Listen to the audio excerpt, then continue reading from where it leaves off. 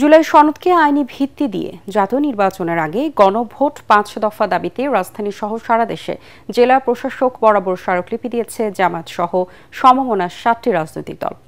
দাবি আদায় না হলে কঠোর কর্মসূচি দেওয়ার হুঁশিয়ারি দেন তারা। এ সময় জামায়াত ইসলামীর ঢাকা দক্ষিণ মহানগরের আমিন নুরুল ইসলাম বুলবুল বলেন, জাতীয় নির্বাচনের দিনে গণভোট আয়োজনের কোনো সুযোগ নেই। আরও জানাচ্ছেন মুশফিকুর রহমান। পিয়ার সহ ৫ দফা দাবিতে চলমান যুগপৎ আন্দোলনের দ্বিতীয় দফা কর্মসূচির অংশ হিসেবে ঢাকা সহ দেশের সব জেলা প্রশাসকের কাছে প্রধান উপদেষ্টা বরাবর স্মারকলিপি দিয়েছে জামায়াতে ইসলামী, ইসলামী আন্দোলন বাংলাদেশ, খেলাফত মজলিস সহ সমমনা ৭ দল।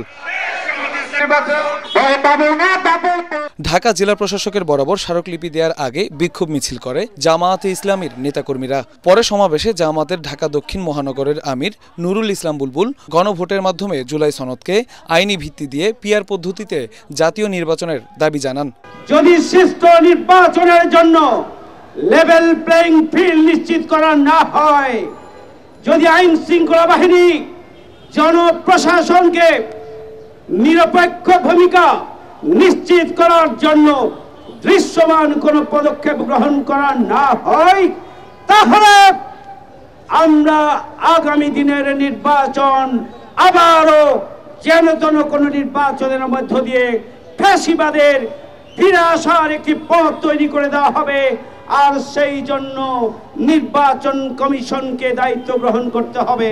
এ সময় অন্যান্য রাজনৈতিক দলের নেতারা নির্বাচনের আগে জুলাই গণহত্যা ও গুম খুনের সাথে জড়িতদের বিচারের দাবি জানান। ঘোষিত জুলাই জাতীয় সনদ 2025-এর ভিত্তিতেই ফেব্রুয়ারি 2026-এর জাতীয় নির্বাচনের আয়োজন করতে হবে। গণভোটের আয়োজন করতে হবে ফেব্রুয়ারির নির্বাচনের আগেই। জাতীয় পার্টি এবং 14 দল তাদের কার্যক্রম নিষিদ্ধ করতে হবে এবং গত বছর জুলাই আগস্টে যারা আমাদের ভাইদেরকে হত্যা করেছে, খুন করেছে, তাদেরকে বিচারের আওতায় আনতে হবে।